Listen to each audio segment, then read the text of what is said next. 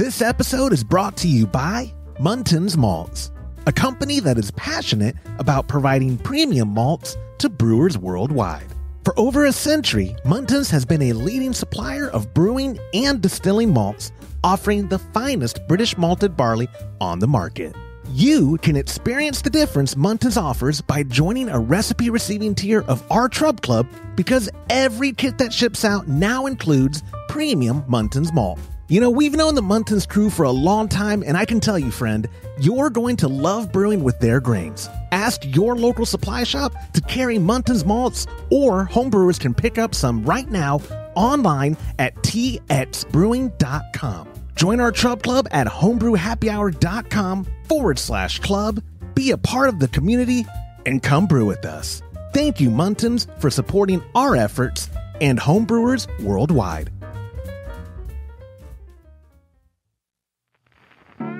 Today's show is brought to you by Hopsterette.com. Grown in the esteemed Yakima Valley on the Pewterball family farm, Hopsterette.com offers the widest variety of hops available online at incredibly competitive pricing.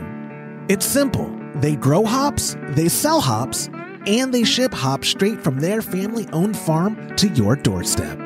Producing the highest quality hops is Hopsterette.com's passion, and they're proud to be an independent grower in the craft beer industry. Go to Hopsterette.com right now and get what you need to make your brew day better. That's Hopsterette.com. Today's show is brought to you by Imperial Yeast. You hear us gushing over Imperial Yeast all the time, and that's because their yeast performs for us in every batch that we brew. Imperial Yeast is adored by commercial breweries and home brewers alike. Their pitch-right pouches are jam-packed with over 200 billion fresh yeast cells, guaranteed to deliver flawless, fast fermentations every time. Imperial Yeast strains are grown by a team of pro brewers and home brewers who live to help other brewers learn more and ferment better.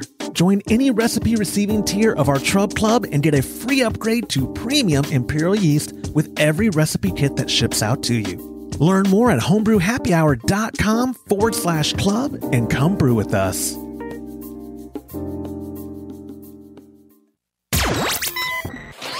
Entertaining shows with content that spreads information and sparks discourse throughout the community. This is the Pearl Media Network. Measuring how much beer is still in my kegs, where do I keep my sanitized stuff, handling varying mash temps, and 2 kegs, 1 tank. Ew. This is Homebrew Happy Hour, episode 318. Hello and welcome back to another episode of the Homebrew Happy Hour. This is the show where we supply the answers to your homebrewing questions and discuss all things related to craft beer. If you have a question you would like us to discuss on a future episode, go to homebrewhappyhour.com and click on that submit a question link at the top of the page. Or you could call, leave a voicemail, get a $25 gift card to kegconnection.com at 325-305-6107. I am your host, Joshua Stubin, joined as always by my co-host. First, he is the Director of Operations at cmbecker.com. Over there, Mr. James Carlson. And we also have the President and Resident Chief Keg Washer of kegconnection.com. Beneath me, down there, beneath me in the Zoom meeting, get my verbiage correct this week, Mr. Todd Burns. Gentlemen, welcome. Thank you. Yeah, last week was a Freudian slip. I got a lot of feedback about the below me comment that I made when I introduced you, Todd, and I would like to formally apologize to you if it hurt my feelings. Yeah. That was offensive. Somebody messaged me a screenshot of your face when you heard me say it. You had the most genuine reaction of, did he just say what I think he just said? No. It's part of my speech impediment. Say it. Yeah. Part of my speech impediment is just I heard it. No, you didn't. I did. I know you did. You were the first one to be like, it sounded like he said the other thing. I don't know what the other thing is, James. There's only That's messed up. Anyways, thank y'all so much for joining us for another episode of the Homebrew Happy Hour. We've got small talk to do. We've got 4 voicemails, 1 feedback, 3 questions. We've got a text question. It's a packed show. I'll start us off with the small talk. First off, thank you guys. Y'all sent me home with 2 kegs of beer, and then I got home and I realized I forgot my keg in the barn, Todd. I went to the barn to get the beer. It's not your wife's fault. It's not her fault, I promise. I got there and I pulled into park and talked to her for a little bit. She sent home gifts for the girls. I loaded those up. I saw James's keg and thought I had the beer and drove off. When I got home, I take out James's keg, put it in the fridge, and I go, oh, I better go back and get Todd's keg from the other side. It wasn't there. I left it. And that sucks. I'm going to have to drink a lot. No, please don't. I'll get it next time I come up. But thank you for the thought of it. The English mild is incredible. James, I have not tapped into your pressure pills. You made a claim, though. You said yesterday to me, it's one of the best pills I've done. I agree. Yeah, that's good. That's incredible. I can't say enough good things about it. And you know me, I'm pretty down on my brewing most of the time, but you're always down. That's why I really like it. I think it's amazing, and it's clear. I mean, I can't believe how bright it is. It is incredibly bright, and I know that from the photos you've been sending. Like this is uncharacteristic of you. How proud you are of a beer, which it's amazing. It really is good. And I'm not saying you shouldn't ever be proud of your beer, but normally it's like us having to be like, James, what are you talking about? The not alt. I absolutely love the not alt, and you're like, it's okay. A little too bitter. Yeah, see, exactly. You have criticism for you. Like, yeah, it's okay, whatever. But I will say, and Todd can vouch too. I drank a crap ton of Todd's English mild. You should probably keep the keg you made for me because I drank a ton of it when I was up there. Yeah, recently. It's good too. It was so good. I had it with dinner. And what did it finish at? You did bump it up, Todd. It was supposed to finish at like 3.5 or 3.8, and you bumped it up. Yeah, it's like 4.5. Yeah. 4.5, which is still, that's the range I like. And it is within style. You made sure to keep it within style. Style was like 3.2 up to 5 maybe, or 3.2 up to 4. Yeah, I can't imagine it 3.2. Yeah, I'm not sure I'd like it at 3.2. So anyway, why can't you enjoy the taste? Is there? What does the ABV matter? What would the ABV? No, the ABV definitely contributes to the taste. Oh, okay. You think so? Like objectively I don't speaking, think so. I'm absolutely positive it does. Objectively speaking, the ABV is always going to affect the taste. The ABV absolutely, without a shadow of a doubt, affects the taste. Okay, I would say any non or alcohol beer that you've had, if it was just if it didn't contribute to the flavor, then every non-alcoholic beer would be decent. Oh no, your point. No, you're everyone right. I've had is terrible. You're right. Good point. I just meant I was almost formulating a $5 bet because I was trying to make semantics so confusing. $5 bet? No, you may be right. No, I'm just saying like if it objectively always, because I agree. What you're saying, James, is right. Yes, but like I was almost going to go down that rabbit hole of Todd always tells me he can tell the difference between decaf and regular. But one day I brewed a pot. You were there, I think. Remember? He dumped out the pot when I told him it was decaf. You were mad because you liked it, Todd. That was the problem. And I go, oh, you do like it, do you? Well, guess what? And I showed him the bag of decaf I brewed. And he went over there for a 3/4 full carafe of coffee and went and dumped it in the sink just to show me. But anyways, I showed you though. I'll formulate a $5 bet about this alcohol thing. That'd be something good for people to leave feedback. We have new videos on our YouTube channel. If you didn't catch last week or a couple weeks before, we did the overnight mash with James. That is the beer we're talking about right now that he says turned out phenomenally. If you haven't seen that video yet, go watch it because I think that will be a surprise ending for you. Oh, so spoiler alert. But it's worth watching. Then we also published a quick version of Todd showing an updated video for turning a fridge into a kegerator. This week, on Monday coming up for next week, we're going to have a video about doing a corn mash on our Herm system. And Todd, I'd like you to kind of talk about that video.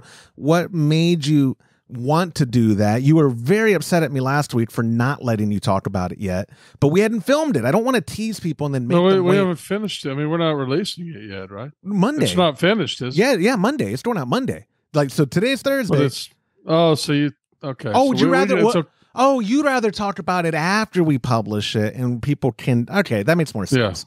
Yeah. Okay. Yeah. So spoiler, we got a corn mash video. And I will say I've never done a corn mash period. It was interesting, Todd.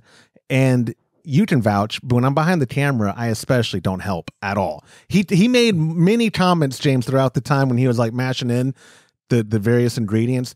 This is a lot more difficult when it's just one person, as he'd look at the camera.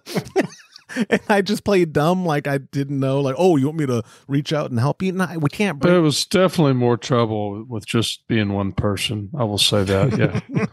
But you did it. So we do have more videos coming out.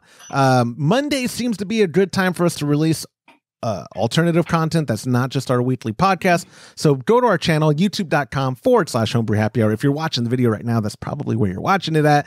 Subscribe if you haven't already. When you like and comment the videos, that greatly helps the algorithm make our stuff appear elsewhere. And I do realize that the episodes of the podcast aren't the most popular for people to stick around the entire time, but when you do that kind of stuff, it does help us. And like I said, Mondays are going to be the shorter, more consumable, quick videos. And we got 4 videos, including that corn mash one, filmed.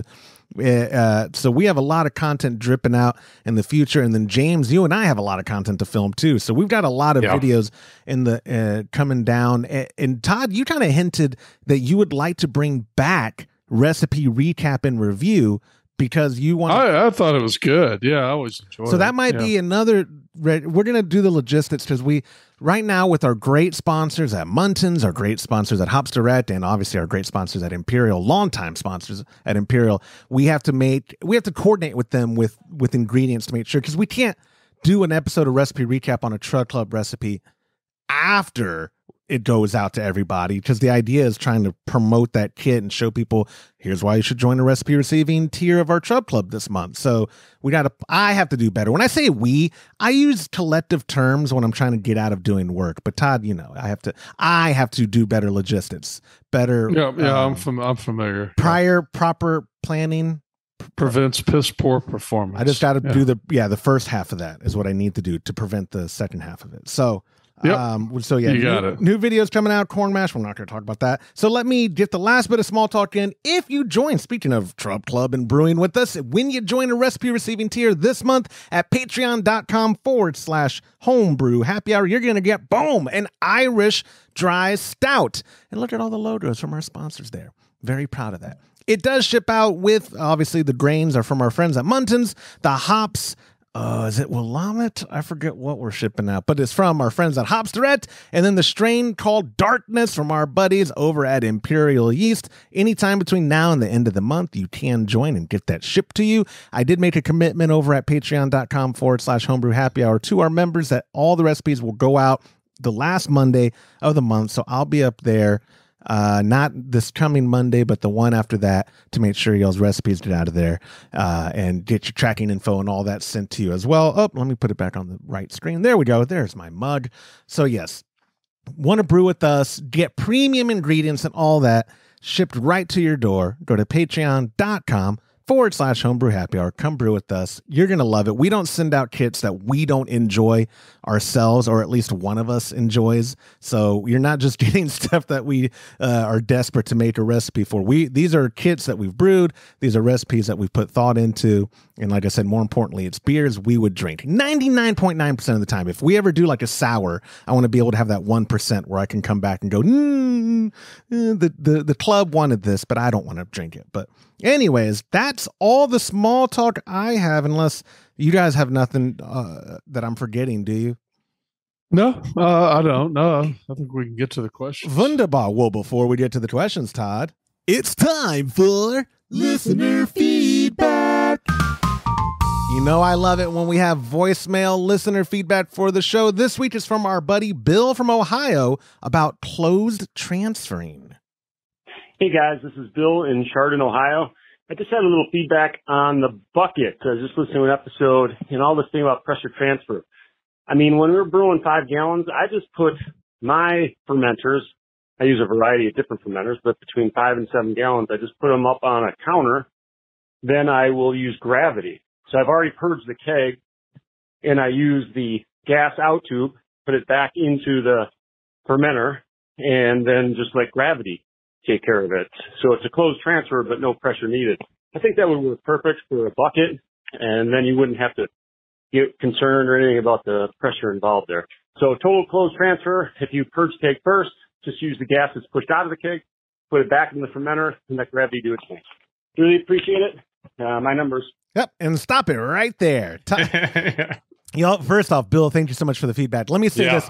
I only knew Todd listened this week because he goes, "Did you know Bill left his phone number in the voicemail?" And I was like, you obviously don't listen to a lot of them, because a lot of people do, because they think that's how I have to reach out to them. Not funny enough, I'm using that word wrong. We use Google Voice, so it gives me your number anyway, but I always appreciate I like it because he actually complimented you after that. Did he really? Yep. Yeah, and it didn't get on. So.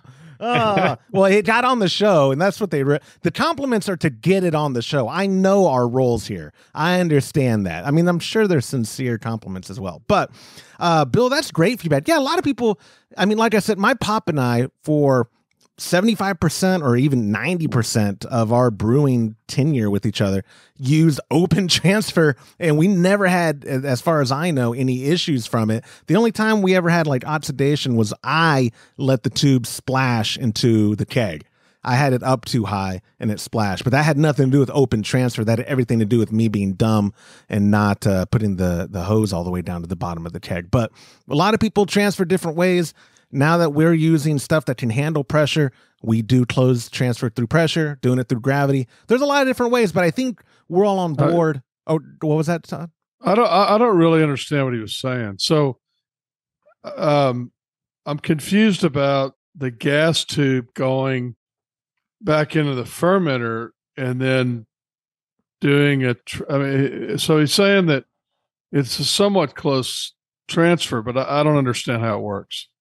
James, did you catch it? I assume it sounded like he was using the pressure from the other keg to push and gravity flow into the back into the keg is what I was getting at. That's what it seemed like to me. Other keg? Yeah, the keg that he's filling, he purged it with CO2. The residual pressure in the keg, he routes back into the he's taking the go ahead. The pressure off the filling keg is pushing back into the keg from the fermenter. Like still a closed loop, but it's from the fermenter. Okay, yeah. so you got your fermenter, and your fermenter's up high. Mm-hmm. And so how's he getting the beer out of the fermenter into the keg? The gas dip tube out of the keg, and he's taking a line back up to his fermenter to give enough pressure to let it start it. Well, it doesn't need any pressure though, right? Yeah. Whoa. I just assumed that the fermenter's closed up, and then he's using pressure to move it along with another like a racking cane, possibly. Oh, like okay. A glass so you carboy. think maybe he's using a racking cane? Yeah. Because the way I used to do it is I would siphon blow into that little small tube. I had the orange cap, but he may be using CO2 to push it from there back into the other keg, into the filling keg. I think what he was saying is he's only using gravity, so there is no pressure at all. I was thinking he was using gravity from the gas dip tube to fill the keg. But if he does that, then even though if he's purged it, it's falling down. I would think he would use the liquid one because it goes all the way to the bottom. So that's why he was saying he was taking the pressure out of the keg from the gas dip tube back to the fermenter. You were on your phone. I saw you looking at your phone. On the liquid side. That's how I took it. I could be wrong. Yeah. No, I listened to it several times. Okay. I don't understand. Okay. Well, we will. You know what, Bill? Send us some more feedback with clarification, as much details as possible. I do. See, what I read is that he's taking the gas dip tube, he's putting that in the fermenter, and gravity is causing it to flow through the gas dip tube into the keg. Or he's pushing. I don't think that's what he's saying. Or he's using the liquid one and pulling it from the fermenter. Because those fermenters you'd have to pull from the top. I don't know what if he's not, then what's the purpose of the gas dip tube going into the fermenter? To take the CO2 that he's purged that keg with and use it to then create enough. But the fermenter is a bucket, so he can't. That's the whole reason he's doing it this way, is he can't put it under pressure. Oh, I mean, he did not give all the details for me, but to say with confidence, yeah, he probably has a bulkhead fitting on there that he's put a line off of the keg gas up to that fitting to Okay. That's what I assume. Fine. I just think a listener, if they listen to it, they're not going to understand how to do it. We will get more clarification, and then Todd, you'll do a video that show all the ways of how to transfer beer. Okay. We can do right. that. Yeah. I'm not going to do that. I know you're not. That's we got his phone number. We could actually call him. him. Yeah. You know what? I'm going to play it on air, and everyone can leave feedback to Bill and ask. No, that's a Todd Burns move right there. Here's my phone number. I'm still impressed you haven't gotten any inappropriate text messages yet. You should see the hotline sometimes of the things I get. It is. Oh, really? Oh, yeah. But anyway, Bill, thank you so much for submitting that feedback. Again, reminder, when you use our hotline of voicemail at 325-305-6107, you do get a $25 gift card to catconnection.com. Same when you leave us a question through voicemail, just like our first friend from Josh from Omaha left us a voicemail, and I didn't write notes on it, so we're just going to listen to Josh from Omaha's voicemail. Hey guys, it's Josh from Omaha again. Just calling with a question regarding how to know, about how much beer is left in your kegs, or knowing kind of when you're about to kick one. I'm sitting here with a Kolsch that's done fermenting that I would really like to put in a keg because I want to get to drinking it. Unfortunately, a beer that I thought I was pretty close to finishing, I'm sitting here just filling up bottle after bottle after bottle, trying to pull out the last of the keg because apparently there was more than I had left. On the flip side, other times I'll go a whole month without drinking a beer and think, wow, one of those sounds great. And of course you go to pour it and that's exactly when it runs out. Didn't know if you guys had any low-tech solutions or easy ways that don't involve me having to take the kegs in and out of my freezer or out of the kegerator to weigh them. If there's any way you guys have to kind of keep track of what kegs have how much beer in them and when you're getting close to being done. Any thoughts on that? I'd appreciate it. Thanks. Bye. Great name, Josh. We've taken his questions before. That is a good question. And I took it because we have talked about kind of solutions, what some people use, like those, is it from Play-Doh? I forget. The ones where it's basically just a weight you put your keg on and it communicates to an interface to tell you very precisely because it's basing it off of weight. But he specifically is asking for low tech. And also, like with Todd set up a teaser where, we open up Todd's lid on his massive keezer and can lift up a keg, but it's not the most convenient thing to do every time when you're trying to determine things. Yeah, and you don't want to disturb the trub off the bottom of the keg and make it cloudy again. So I don't know if there is a low tech other than, I don't know. The lowest tech I could think of is getting one of those cheap scales on Amazon. And you know what I mean? But I wouldn't, and then the keg's always on it and you're just peeking your head over to see, oh, okay, it's at 18 pounds. Okay. That means I don't have a good one because my pop and I have the front door kegerators, and here at my house, I keep kegs in a front door type of fridge to where that's super easy to just open it and kind of barely lift it. And it's still a guesstimate, right? Like I should spend the money on one of those higher tech ones because at Super Bowl Sunday, my dad listens to the show. I can throw her under the bus. The Kolsch was flowing, the cigars were burning.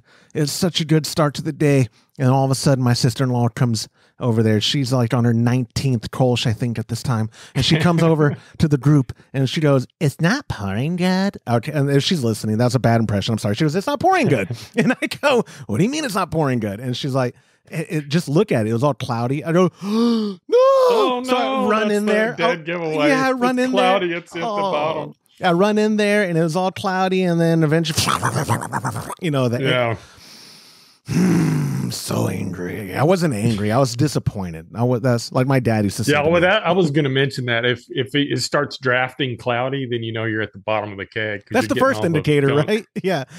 That's the first indicator. But I was heartbroken mainly because, like Josh is talking about, with some kegs where you feel like you have more than you do, and then you come to the end, it's a punch in the gut. It's a big punch in the gut. I was hoping to spend all Super Bowl Sunday just, drinking and enjoying my Kolsch. And then so I had to switch over to breakfast stout, which is more of a sipper for me. And I adjusted, guys. I survived. But Todd, I know you have 9 kegs on tap. how do you keep up with any of them with volume, or do you just play it by ear as they float? Yeah, I don't really care. If I do, I would just lift one up a little bit. So even in the teaser, that a man of your age and frailty, you don't mind doing that with your. I mean, you're about to have. Well, neck surgery, I'm assuming you would know that you've been drinking that for a while, so it's not going to be heavy. Man, we're not helping Josh at all much. Mainly because there's no real good answer for a low tech solution, right? Besides, my stupid human trick. I can pick up any person. You can't hold anything. You obviously are clothed, and I can tell you what your weight is, plus or minus 5 pounds. Ask my dad. Ask people at my church. I've done it. I'm like 9 for 10 with doing this. I only messed up on New Year's Eve with a family member, cousin, but I had been drinking a lot, so I think that but skewed it. So I'm pretty good at weight. So you're saying, Todd, you just kind of know when you lift it, like that's got about 2 gallons left in it. Like you're just experienced enough. Yep. Yeah. Same with you, James. Well, James, I know I've asked you before. Is yours a top? Is yours a keezer at your house, or is it's a fridge? It is a kegerator. Yeah. So that you're like me, where it's a lot easier, right? To I built a wooden shelf, so I can actually put 4 kegs in it. That's a big old fridge. I had thought about maybe looking online to see if they offer like little round weight pads that you can connect to a display. And then you just zero out when you have an empty keg, put it on there and zero it out. And that way, how much is just liquid looking at the display. But that's not definitely a low tech way. It's the same thing that Play-Doh does. That is right. And there's what do those run? Y'all are on your computers. Mine are taken up. Look up what the Play-Doh thing runs for me, James, because I've thought that too as we're talking. Who makes that nice scale that we use for weighing out recipes upstairs, Todd? Is that an Anvil? It's an Anvil scale, right? I don't know. I'm like 90. I'm comfortable saying Anvil. It is. I'm like 99% sure. We have a lot of scales up there. I'm not sure which one. I'm the one for that grain big one that we use for the big buckets. Oh, that has a cord on it? Yeah. Yeah. And so like one like that, James, is what you're talking about, right? Where, they're style. like $129. Not the scale, the Play-Doh. It's the Play-Doh keg management system. So it looks like you get...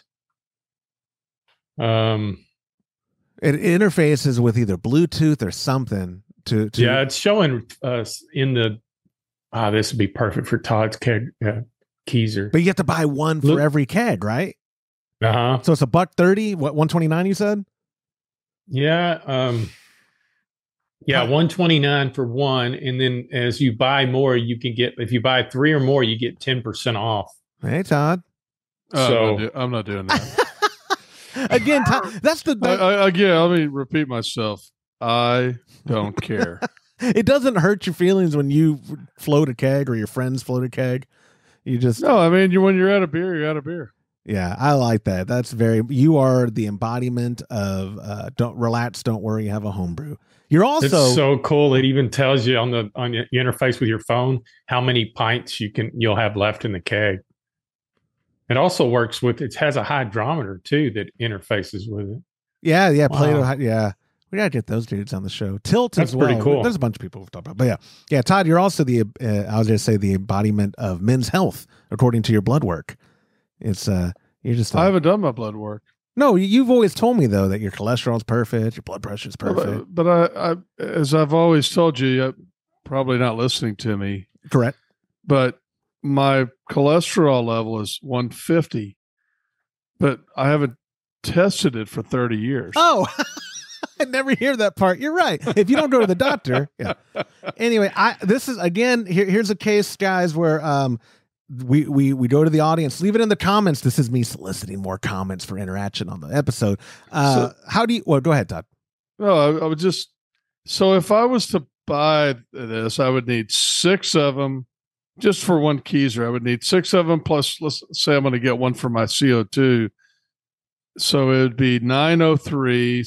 And then I get a discount for buying that many, but it's still 767. Yeah, it's just not important enough for me to right. And this is, talking about tech and all that. I'll say, because people listening might go, yeah, but you spent how much on an Easy Dens? Because the solution was worth it for you, right? With the Easy Dens, you're taking a lot less work. They left money on the table on that one. Yeah.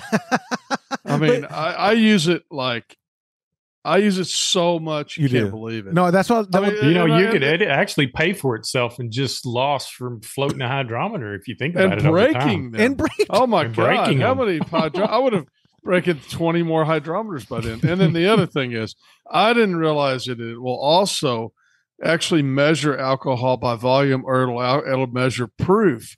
Even if you don't have the starting and ending, it'll measure proof. What? For you. So I didn't know that. Cool. That is super cool. It's a different app, but the app's free. It works really well. No way. The only thing that you have to be transparent. You complained a little bit. Did you matched out on the recipes or batches that the system gives you for free? Did they get you? Did you sign up?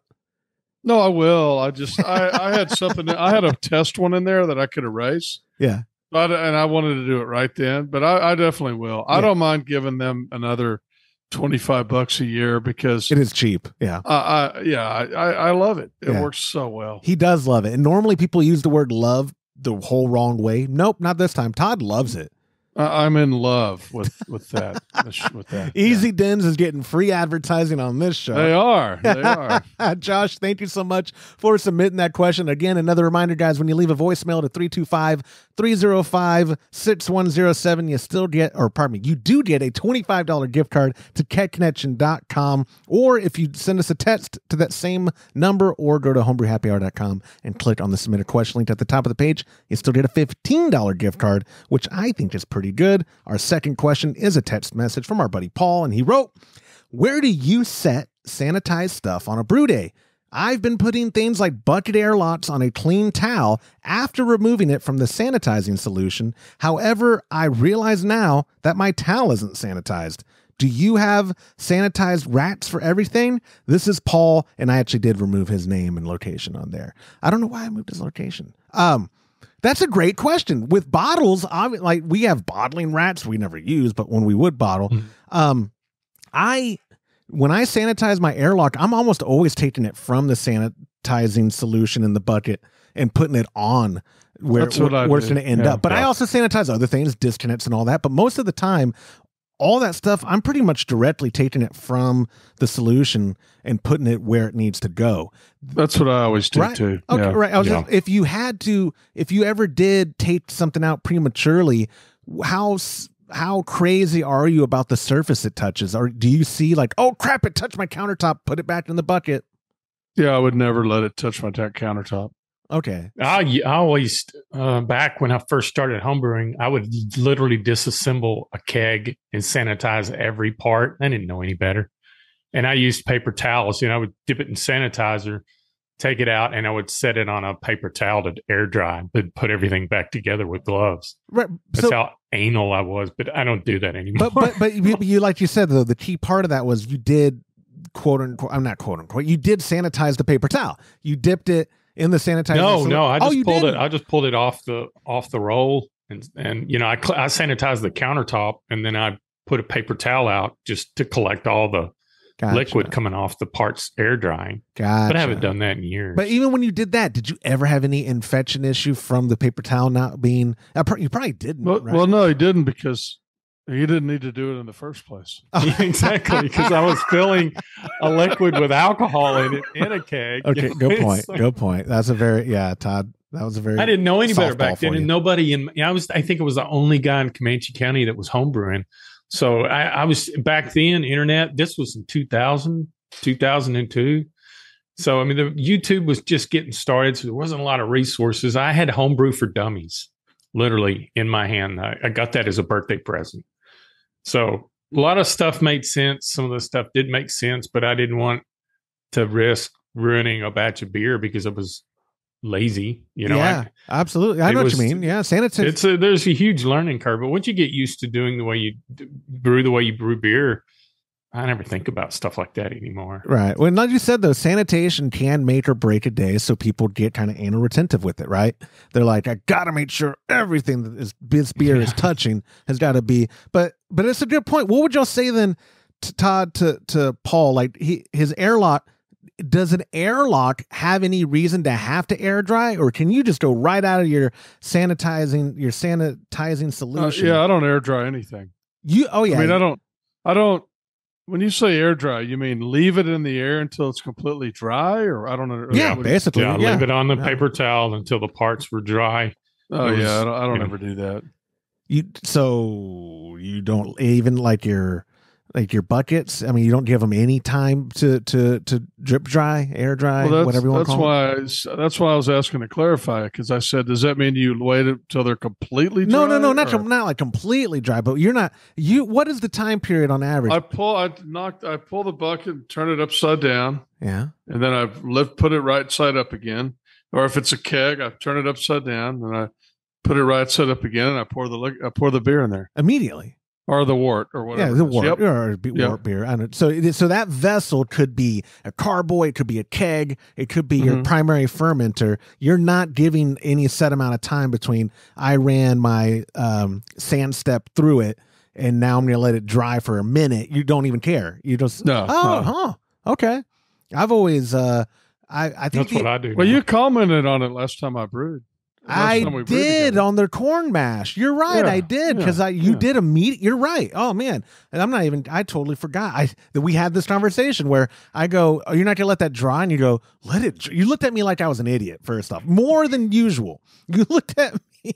You gave me a look of like, what? I'm sure I wouldn't have done that. I can't imagine. But you're right. It was because you went almost immediately from the you used the boiled kettle. I won't spoil the video. We didn't boil it for this corn mash, but you went directly from the kettle we were in into the fermenter not even 20 seconds after you dumped the sanitizer out of it. And I forgot that is how you do every batch. And you arguably make the best beer out of the three of us. Maybe that's the trick. I wouldn't say that. You guys make really good beer. I meant the best beer. You speak the best Italian. I don't speak but that's good. I like that. You like a good Inglourious Bastards reference. Yeah. I guess with his specific thing, I would say in confidence, Paul, you don't need to be setting an airlock on a towel, period. You can as it's sitting in your bucket that has the solution in it, you can then get it the measurement you need and go straight from there right into the grommet or to the bung or to whatever it's sticking itself in. You don't have to let it dry and then put it where it needs to go. You can go direct to that. And I guess, like you said, Todd, now that I think about it, the fermenter or the keg is the only thing I've ever cared to really let, and I'm air quoting here for audio listeners, to let air dry, because I just had this kind of psychological perception of I don't want a pool of iodophore or sand step and the keg as wort is going into it, but that it's not. I mean, it's so diluted, it's not going to affect. Are you supposed to? Now, I don't know about iodophore. I never use it, but are you supposed to rinse iodophore? No, not rinse. I've never. No, all these are no. No, rinse. I've never. I used it for years. Yeah. I never rinsed iodophore. No, and I'm not talking about rinsing. I'm just talking about like if it's a keg, Todd, I tip the keg upside down and let it drip dry for 5 minutes or give or take, and then I start transferring the beer into the keg. Or even the fermenter, the Fermzilla or the Anvil Fermenter King. I'll let those drip dry for 5 minutes or so before I start transferring into them. And I haven't had any issues that way, but you're basically saying is though, you don't need to, just go right into it. I mean, you don't want, like you said, a bunch still left in, but I dumped it over. It's fine. And then you start transferring. Right. Yeah. Perfect. So for Paul's situation though, don't use a towel at all. Just go right into the bucket or wherever the airlock is going to end up at. Right. Mm-hmm. Perfect. Man, we got through that question and I actually carried some weight. So, Paul, thank you so much for sending that text. Our third question, another voicemail, got himself a $25 gift card to kegconnection.com using our hotline at 325-305-6107. It's our Irish buddy, Danny from New York. Hey, fellas, how are you? It's your buddy Danny from New York. Quick question for you. I am making my first brew in a while. It's been a busy year. and I'm using the brew. I'm making a Vienna lager, and my question is about mash temps. So pretty much the only way I can think of testing my mash temperature is to either look at the screen where it says what the temperature is, or to use my thermometer on the water or the wort, I suppose, that is coming out of the recirculating arm. Do you guys know of any better way of doing it, or is that the correct way of doing it? And my second part of the question is, on the my RoboBrew, when I tested under the wort that's coming out of the recirculating arm, it varies from 149 to 153.5, and I'm doing a target mash temp of 152. Does it kind of just average itself out, or is there any way I could improve that? Thanks, guys. Appreciate all your help. Have a good one. I always love, he's Danny from that thick accent, but he's Danny from New York. Guy, yeah. Yeah, such a good guy. Yeah. Yeah. It's a great question. He's using an all-in-one. It just depends on the temperature, the PID, and what they're using in the ranges, the way it's programmed from the factory. It may be programmed to vary that much just for reliability. If you try to hold a tight temperature, you got to think that cycles really fast. You can see it on our controller, our Herms controller on the Brautag. It'll start when it gets close to target temp. It'll start flashing really, really, really fast. What that is trying to it's a curve compensating for temperature increase and also temperature decrease. So on the simpler systems, they may have a value range that a wider target area to hit, just to take it easy on the equipment. And I think that's probably what he's seeing there. So taking a temperature of what's coming out, I do that too. Todd does that too. Make sure that your thermometer that you're using is calibrated, because you don't want to be chasing your tail on something that's a non-issue. But you can also measure the wort. From top to bottom, the temperature changes. We see that with the Brautag. The inlet temperature is always higher than the outlet coming out of the mash back into the Herms coil. So you just kind of have to play around with it and try to just guess on the average that you're getting, and then target that. That's what I would do. And Todd, on your system, like we just saw it with the brew day we did recently, where you like it to be almost 1-to-1 what it says on the controller versus what your calibrated thermometer says. Are you when you can't now the Herms? I will say the Brautag, calibrating it is super easy, and James actually went over that on the Brautag video. It's super easy, but on the fly or whatever, you're just doing mental math to know, like, okay, crap, it says 155 right now, but I know it's actually 152, so I need to just keep it at that 155. Or how do you deal with measuring mash? Where do you care to measure it from? Which one matters, and how do you adjust if need be? I usually stir it with my big stainless steel paddle, so I make sure that everything's stirred up real well, and I leave my, I just put my thermometer in there and check the temperature. That was very straightforward. I like that. And as much as I was saying about the system being easy to calibrate, you don't trust machines all the time. I've noticed, like you would calibrate it, but you still have your hand. What would you do without that calibrated thermometer? Would you just not brew? Yeah. I mean, I would get one. We would call up our friends at Kessler again, and they'd send us one. Yeah, I mean, and I've got multiple. I've got lots of thermometers. I mean, I use them for other things as well. So, yeah, I mean, I would just, as long as you got a good thermometer, just double check it, and there's probably a way to calibrate it if you need to. So, I mean, what all that matters in the end is what is the what the temperature actually is, not what your machine showing, but what is it, so. And the truest way of determining that is from what's coming out of your recirculating arm, as opposed to sticking your calibrated thermometer into the middle of the mash. No, what's coming out of your well, when you say I don't know. He has a pump on his, because I make it with and without. Yeah, he's got a RoboBrew. So he's got because RoboBrew makes one with and without, I guess. He has with. That's why he's talking. Yeah. Okay, so No, not really. I mean, the best temperature. Well, a robo. See, I've never brewed on a robo brew, It's but a grain father. It's a mash and boil. you know, with my system, that wouldn't be accurate at all. Your temperature is always going to be a lot hotter coming out of the hot liquor tank than it is coming out of the bottom. It's just been heated. It's just been heated. And I would imagine with his, it's the same thing. It wouldn't be coming out of there if it hadn't been. It gets heated. No, it doesn't get heated, right? Yeah, it does. It falls below the basket on the element, so it's heating it. Okay, before it hits the pump, so Correct. it's coming out.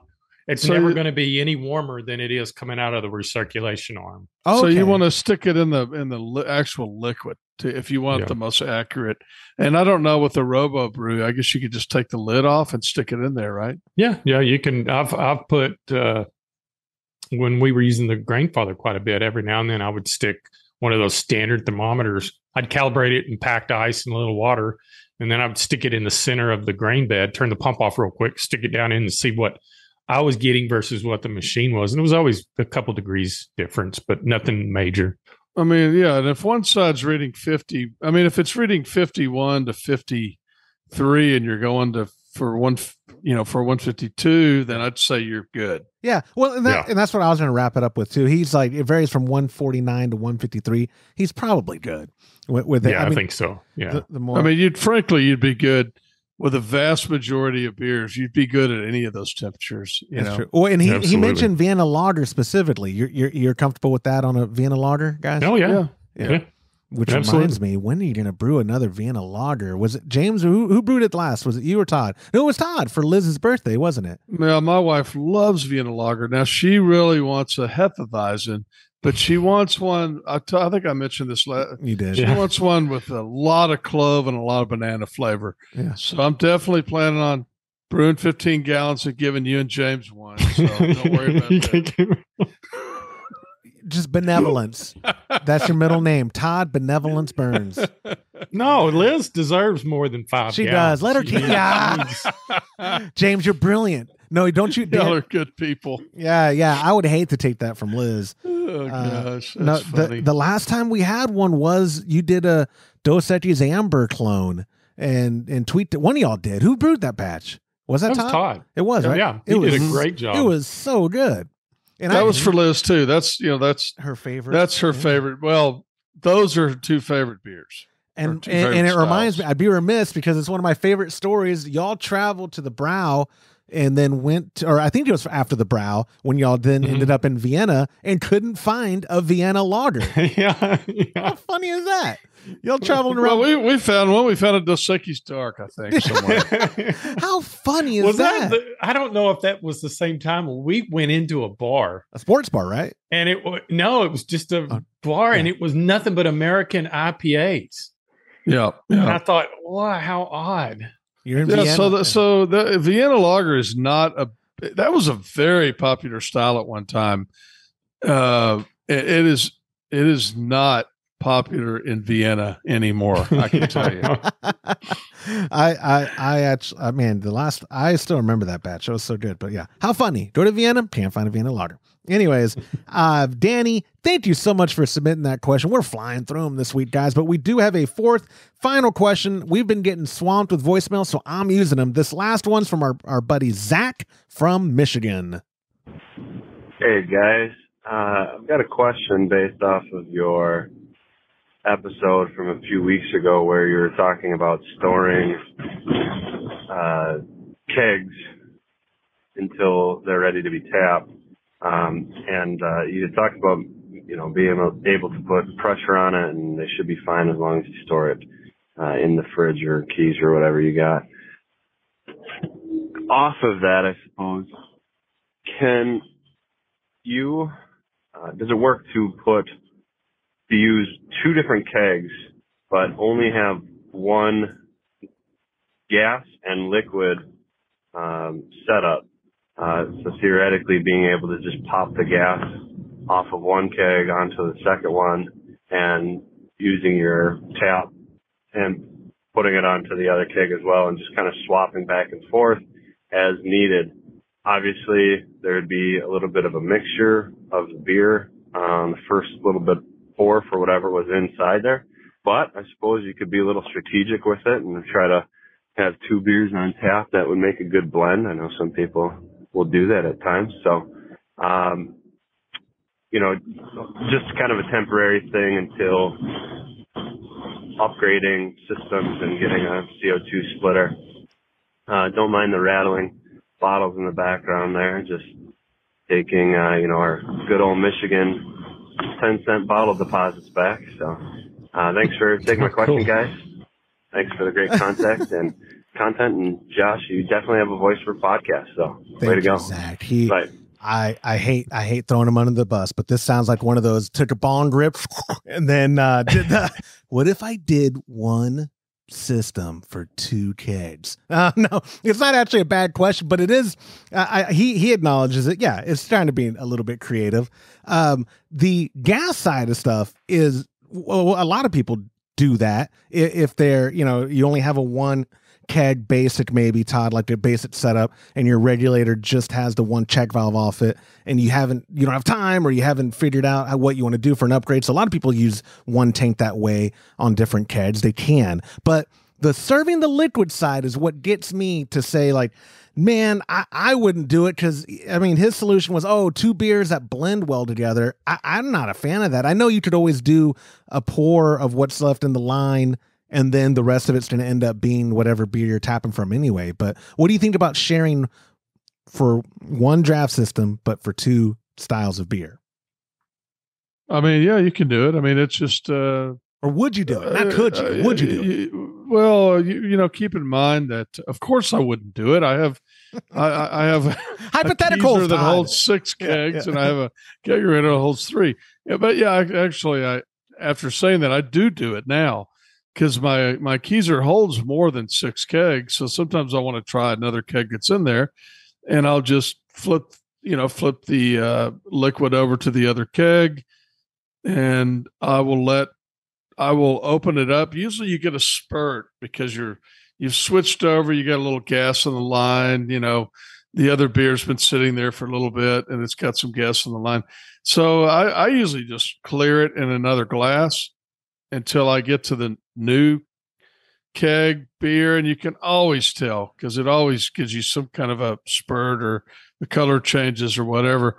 And then I just fill that glass, and then if I want to go back, I go back to the other one. Yeah, you do. I mean, you're not really blending beer, because you're not going to drink it's probably not even an ounce of beer from the original keg. It's probably half. I should probably determine that sometime, but it's very, very little beer. So, when James, as a resident MacGyver, I would think that your solution would be, you know how easy it is to configure a Y on a regulator? Yeah. Well, I was just going to say, when I first when I started homebrewing, I never bottled. I started off kegging. And when I started brewing more than 1 style of beer, I only had a 1 faucet tap system. So I went down to the hardware store and got 2 Ys. And the hardware store had these plastic shutoffs. So what I did was I put a Y on the gas and left it open. Yeah. And then I put a Y on the liquid, and I would just turn the valve off to which one I wanted to dispense off. Then it cost me like $10. You know, it wasn't a whole lot of money. Now, would I do it now? No. But you came through. You came through. That is the answer. That is the answer for this one. I could mix them together, because I had a valve on each side, and then or I could shut them off. Yeah. You know, it was cheesy, but it worked. I mean, there was a time I literally would do like Todd. I would take the disconnect off 1 keg and put it on another. I got tired of doing that, so I thought I'd figure out something at the hardware store. You came through. Now I'm going to get a DM or maybe even a comment on the video at youtube.com/homebrew happy hour. Was it food safe material, Mr. Carlson? I didn't care. It was water fittings. I know you didn't. You know, so I figured if it's safe for water, it's got to be safe for beer. Yeah, I love it. And you know, the gas side's easy, because you can just do a tea.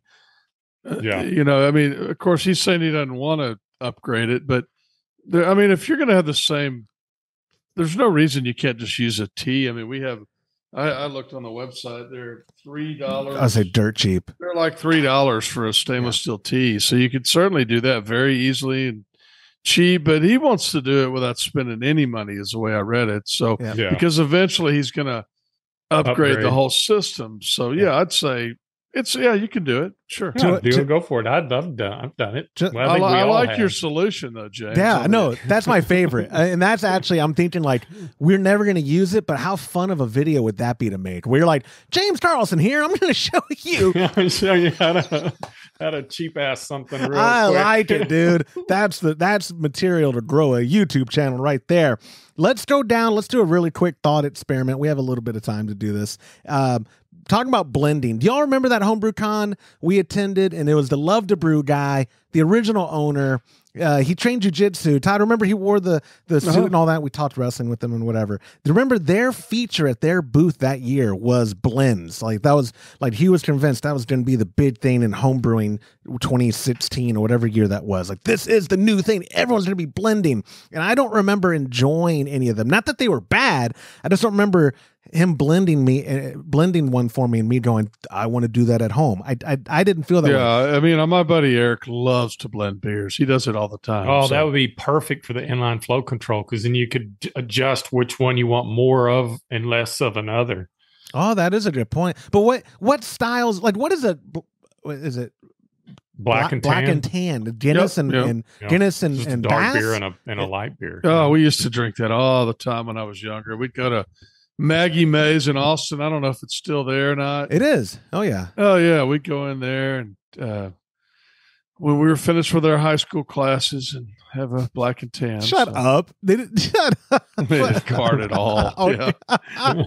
That's so, but a black and tan, you say it's usually a stout, right, James? And then a lager. Yeah. Just a light lager Right. and then a stout or a darker lager and a lighter.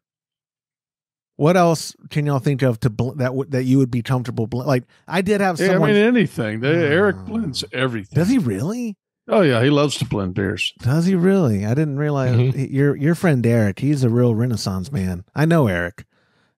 He's nuttier than a fruitcake, is what you mean. Yes, right? that is. He doesn't watch the show, does he?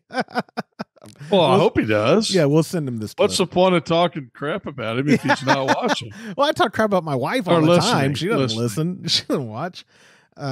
Anyway, that is Zach, I appreciate the thought experiment you've presented us, but when it comes time to upgrade, give Todd a call at Keg Connection or go to kegconnection.com. Look at how affordable these solutions are. And if enough people give me feedback that they want that video, James, we're making it, damn it. Enough people go, we want to see James's original system for serving 2 beers. Because King frugal is what I think you were, but when you're handy like you are, frugality is a lot more creative than people like me who are just cheap. And it's just like, what would I do with this? I wouldn't brew more. I would only brew Kolsch because I don't want to blend beers and I don't want to spend money to upgrade a system. So therefore, one style the whole time. And then Todd would say that's boring. So that wraps up this week's show, gentlemen. I greatly appreciate y'all's time. Thank you for doing the show. Now, I'm on the understanding you're not going to be on the episode next week because you'll be at the IBDEA conference, Todd. Yep, be at a trade show. You'll be at a trade show.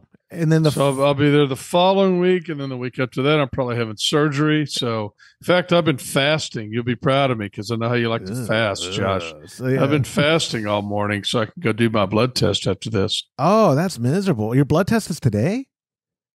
Yeah, I could. They said I could do it anytime. Okay. But yeah, I'm going to go right. We got to go to check that guy. I think he's here. We got to go check a system set up for a restaurant. Yeah. Well, I appreciate y'all's time. Thanks, guys. I'll see y'all later.